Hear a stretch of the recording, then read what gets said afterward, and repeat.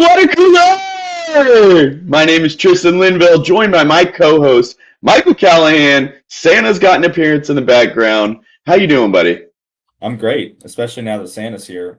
Tristin, 31 episodes. You know, it's crazy because Yeah, Santa visited us last year too. So he did. he's on a roll, 2 years in a row.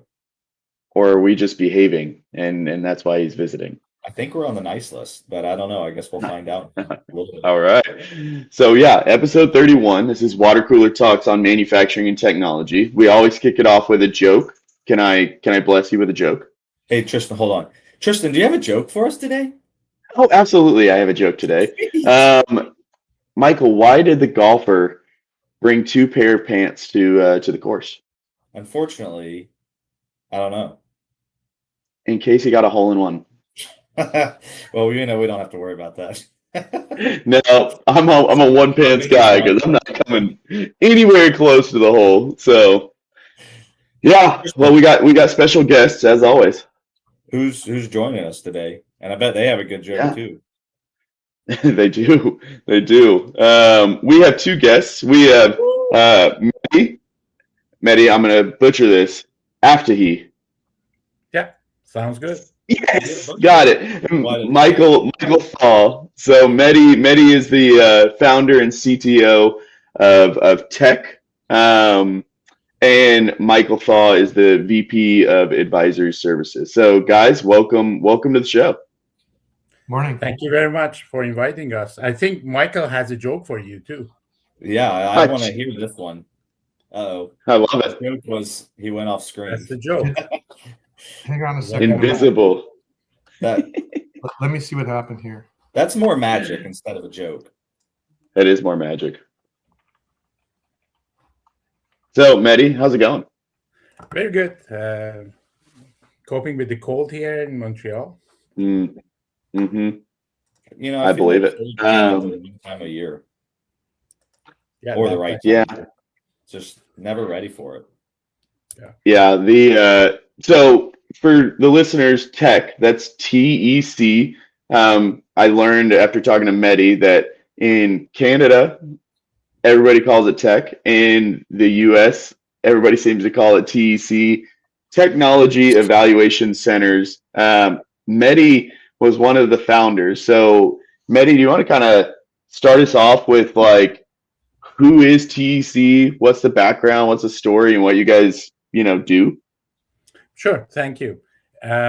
Technology Evaluation Center, as the name suggests, we are in the evaluation of technologies, but mostly technologies that are related to enterprise applications, like the ERP, CRM, and those kinds of applications that organizations use to improve their business processes, automate the tasks within the office, and so on. So where we started with a technology platform which allowed companies to do decision, streamlining the decisions.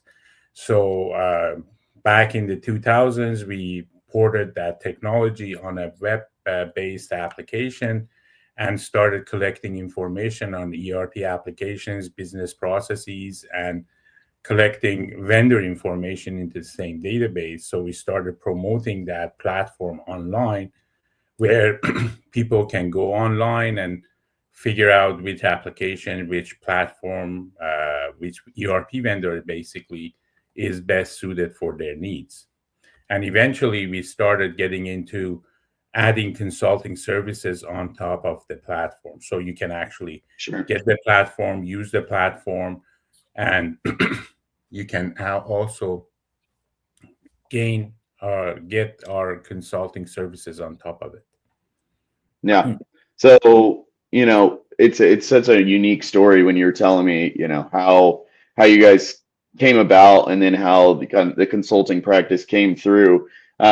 I was intrigued by a lot of the kind of differentiating value that you guys add, speed and so forth of evaluations, because very different than a lot of other market alternatives when you're looking for a consulting firm. So Can you kind of speak to the speed of things and what the process looks like? Sure. Basically, we have a library of business processes, functionality that companies, organizations need when they're going through an ERP selection or basically application selection. So the speed comes from the fact that during the 30 odd years that we have been doing this kind of collection of the information, we almost have every business process and functionality that you can imagine in our database. So basically, we can talk to the clients, and within let's say for a medium-sized organization, within 5 days, we can come up with all the list of functionality that they require for their A to Z kind of business processes. And that maps into functionality that the vendors can provide. Not only that, we also have the capabilities of the vendors in the database. So we have over 2,000 vendors information with over 30,000 business functionality. And you can imagine this database, it's a huge database, and you can leverage that information from one project to the next. So as we go through different projects, this database gets enriched and we have more information. So the speed comes from the fact that, first of all, you have all this information under your fingertips, and our consultants are also very adverse and know about all of these functionalities. So within quick interviews with the end users, we can determine exactly the needs and requirements of the organization, and that speeds up the process. At the same time, we have very good working relationship with the vendors and software suppliers. They know that because of our impartiality, when there is a project that comes from us, they will share the information that requires, because our platform is basically shows the information the way it is, and it's presented by the vendors. And we also vet the information throughout the process, the selection process. But we don't have much of an issue of getting vendor information, because they know we are independent, we are not taking sides, and we're trying to make the best selection for the clients. And that allows us to protect the interests of the users. And once you have that impartiality, the vendors basically try to showcase their platform or the products on our platform the best way they can. Yeah.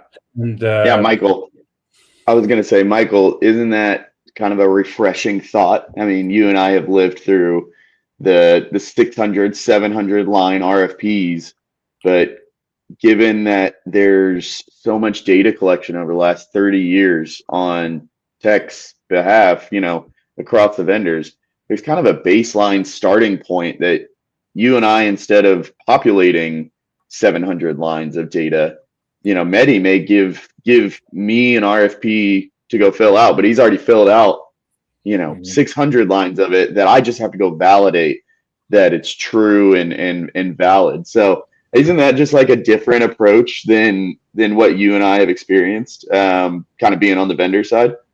Yeah, well, and I think it's finding that balance between you're helping find the middle of supporting both the vendor and the customer, because you want both parties to be able to be having a good experience and partnership. And I think that's a huge piece of it.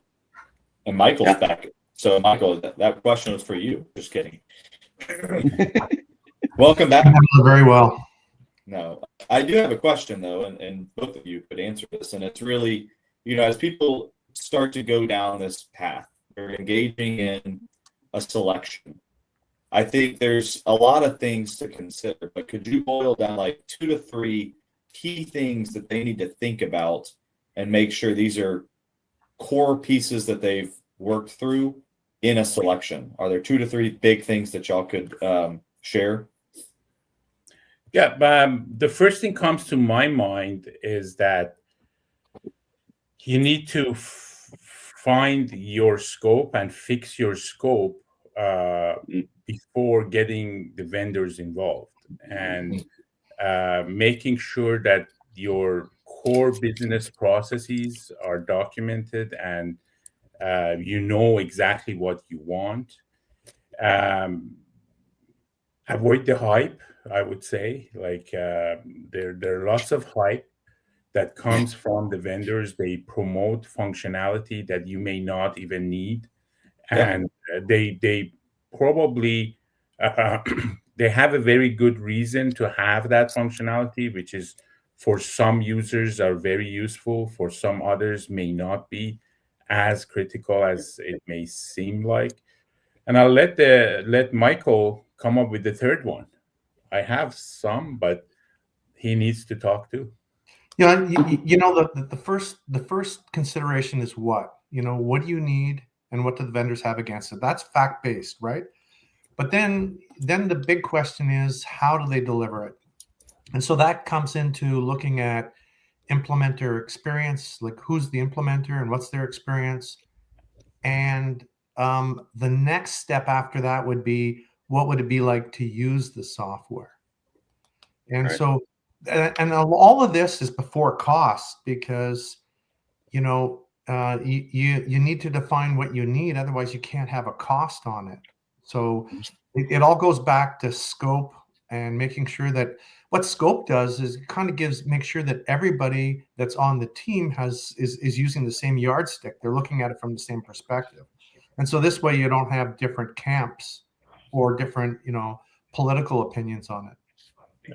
One thing I loved about what y'all said was document your processes today before you go in, because I can tell you from when we went through an implementation, probably like 7 years ago, we actually got into the implementation, and it was matching our process with the product.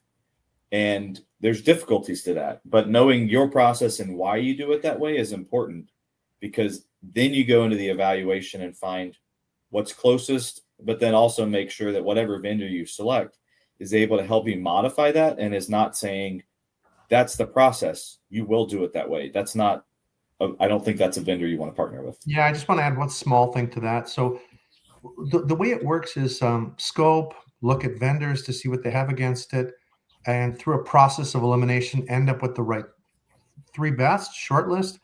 But knowing that anybody you talk to can fundamentally do what you need to do. It's how do they do it?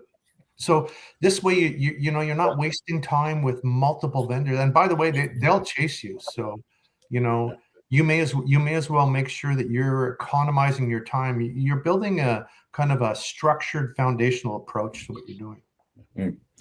So what's also important, as we all said, is that before you know what you want, we always recommend even not considering vendors or talking about vendors internally, or even reaching out to the vendors. So what we need to have in our methodology, we try to find consensus on business processes, the critical ones, the major business functionality that you need in terms of getting the scope basically defined. At the same time, you don't want to overdo the documentation. I know I started talking about documentation of your current processes, but our methodology is documenting as much as you need to define the scope, and don't get into all the details of the business processes, go down to the making all those charts and so on. As I said, we typically do it for a medium-sized company. Within a week, we basically go through in the entire process, and with the help of our platform, we can basically take out every functionality and process that they need. And to just give you a reference point, you were talking about 700 line item RFIs. Our RFIs, like for an ERP, is like 3,000. Yeah. But when we send it to the vendors, there's probably maybe 50 to 100 lines that needs attention, and you need to actually fill it in because the Right. rest of it comes from our database, and all you have to do as a vendor, you have to just go and validate the information that we have provided. And our information, especially for the major tier 1, tier 2 vendors, are pretty up to date. So because they're always participating in every project that we have, so we have like 3 to 4 months old data maximum. And with the Right. with the environment that we are in, and considering the sheer number of functionality that we have, it's very, very accurate in terms of the version numbers. So you can imagine, like, even if you're releasing a new software, you're not touching the core functionality, and most of the information is remaining intact. Actually, I did a simulation on some of the vendors' information over 5 years, and I noticed that over 5 years, there's only 2 to 3% of the functionality that changes from release to release, versions to versions. That's another thing you can do with our platform, which is comparing different versions of vendors' program. And that's actually very useful, because when you have a client that has an older version already installed, and they want to move on to a new platform and a new environment, you can actually compare the previous versions with the current version and with other vendors at the same level. I'm curious, because go ahead, Tristin. No. You've got a question. I was going to kind of transition us to something that he said there. Well, I'm curious, and it may go into something Tristin was going to ask, but it's, everything is accelerating change today. Like, everything we look at, change is happening very quickly. And obviously, yes, there's AI, but let's take AI out of it or bring it in, whatever you want. The future of selections, what do y'all see as the future changes? Where do you see the future going with selections in software in general? It's very easy to say AI, right? So it's like everything that we touch today has to have an AI component to it. I see that the AI helping us as consultants and as a platform provider for selection. AI helps us tremendously, but it's not the magical potion that everybody needs to take, and that's it, that's all. It helps, again, speeding up the process even further, because, for example, in our platform, we are using AI to help clients prioritize their functionality and business processes, in terms of looking at the industry-based best practices and say, okay, for this kind of industry, what kind of priorities you need to have for your functionality, and other aspects in terms of educating yourselves, in terms of finding the right definition of best practices. However, it's not going to be, as I said, like a magical potion that you spill on and everything becomes very nice and good. You still need some expertise to understand what comes out of the engine, and that, to me, is something that we all have to be aware of. That if ChatGPT tells you to do something, it doesn't mean that it's actually factually correct. I mean, we all know that lots of mistakes are happening because of the source of the information may not be as accurate. So we need to do the due diligence, and there is nothing better than making your own homework, understanding your needs, and then use the available tools out there. AI is one of the tools that you can actually use to validate and understand what the requirements are and go for it. So I'm going to package a lot of what you guys just set up because I really like how you guys are putting this, doing that due diligence to figure out what the scope of the project should be, or to figure out what project you should be doing at all, right? I mean, this really comes to the complex enterprise architectures that, live with these complex enterprise businesses. And so there's taking that due diligence against the enterprise architecture, and now, okay, we got to figure out what project we're going to do as an organization.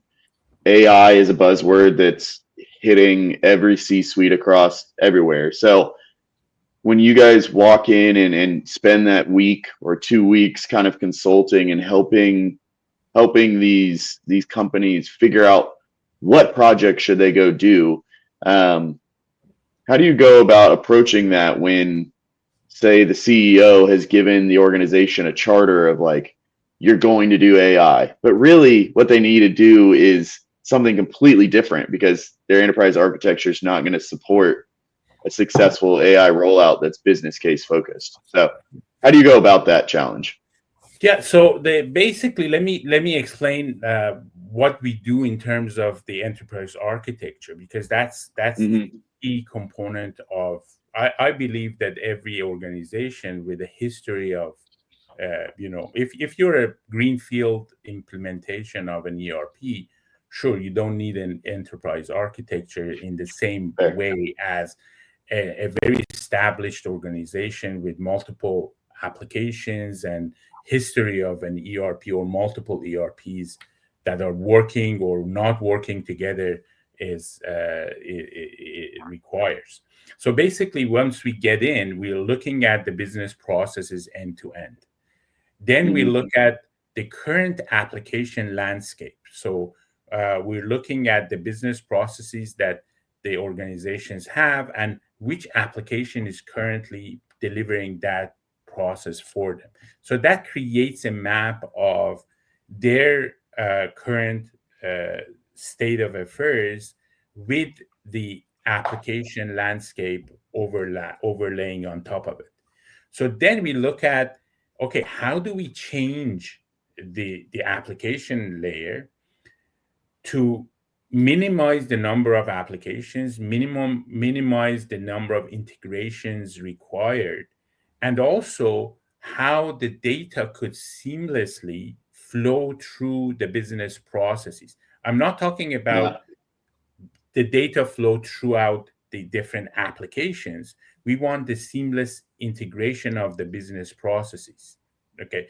Even if there are multiple applications involved, you need to have the business integrity and the business data flow to be seamless, right? So that gives us a new architecture. So that's based on our experience, based on the data that we have on the vendors and different platforms.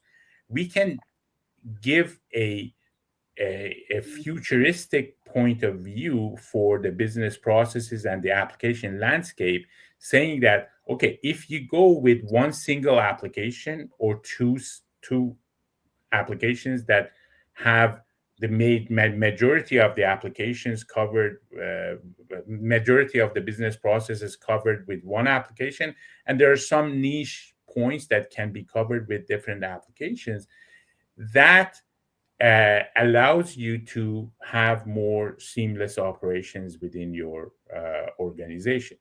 And not only that, we also look at the cost components on a high level to see which is more cost effective, which one is, because you may have commitments with some of the vendors that you already have. Breaking out those contracts may cost you. So all of those things has to be considered while we suggest a new architecture.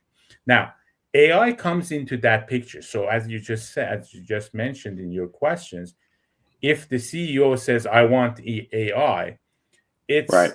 kind of, to us, it means like he's getting into the hype, like he's being taken by the hype, because you always need to have a business need for some functionality. Now, AI to us is the icing on the cake. It's something that Mm-hmm.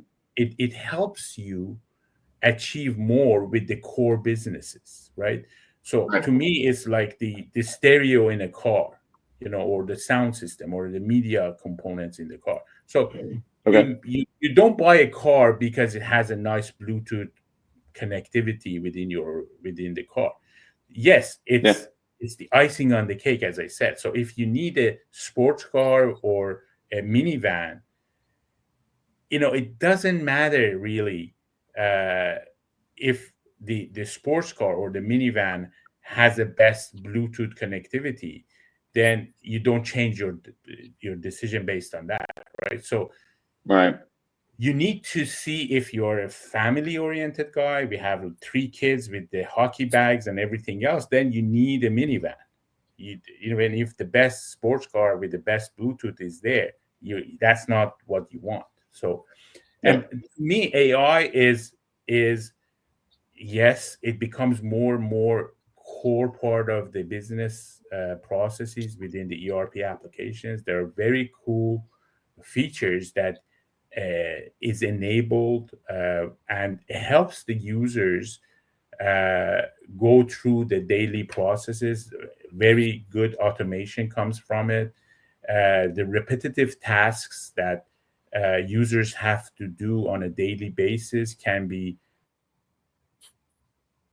really streamlined, but you also have to have the needs for those core processes covered, right? So I think I said too much on that, but Michael, do you have anything to add? Yeah, I would just say, to support what you're saying, it's also fundamentally, AI depends on data, especially good Mm. quality data gives good quality answers. Get the data organized, and then you have something to work with. If you don't have the data organized, think of one source of the truth or many sources, and quality of that data. So that just Right. what Mehdi's saying.